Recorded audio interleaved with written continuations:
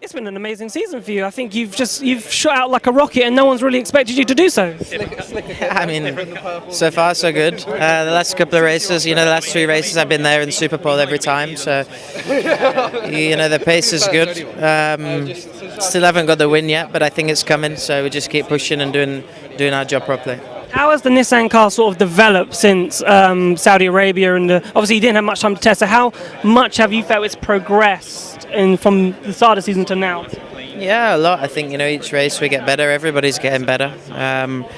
Obviously I didn't follow any of the development testing, or I didn't do any testing. So I just arrived in the first race, but it's clear, now I start to understand more the preparations better, the way we prepare, with the car, and everything on the simulator is just getting better each time, and with more experience that I get each time, it just keeps getting better.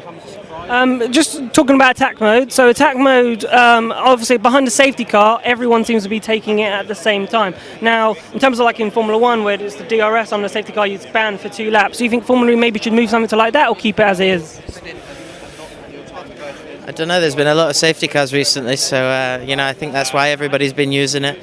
The thing with attack mode, sometimes it doesn't gain you an awful lot. It just risks losing a position, so it's better to take it under the safety car, and that way you don't lose any positions.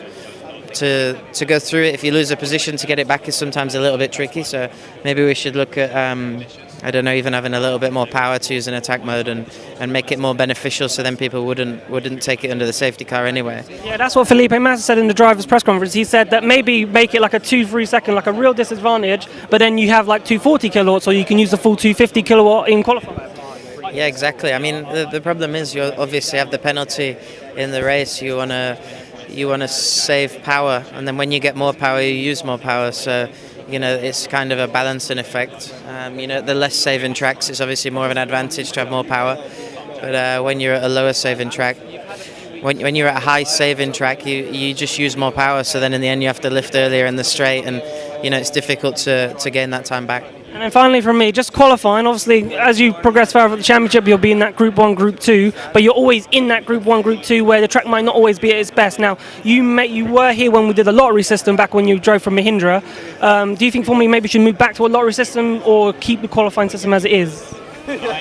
I mean, sometimes it's obviously the big profile names are in Group 1 and they like to complain because they're in the wrong group, but at the moment I'm in Group 3 again this weekend, so I'm quite happy with the way it works. And I think it makes the championship a little bit more equal. It was clear in Sanya with the Costa, he got in Super Pole from Group 1, so I think if you're at the front and you're competitive, I think a little bit the problem now, because the championship's so mixed, you have people that actually aren't that fast sometimes in Group 1, and then they just complain about it a little bit. So we'll see. Hopefully I can start to get into Group 2 and then Group 1.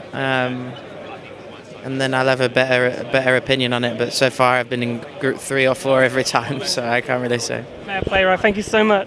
Cheers.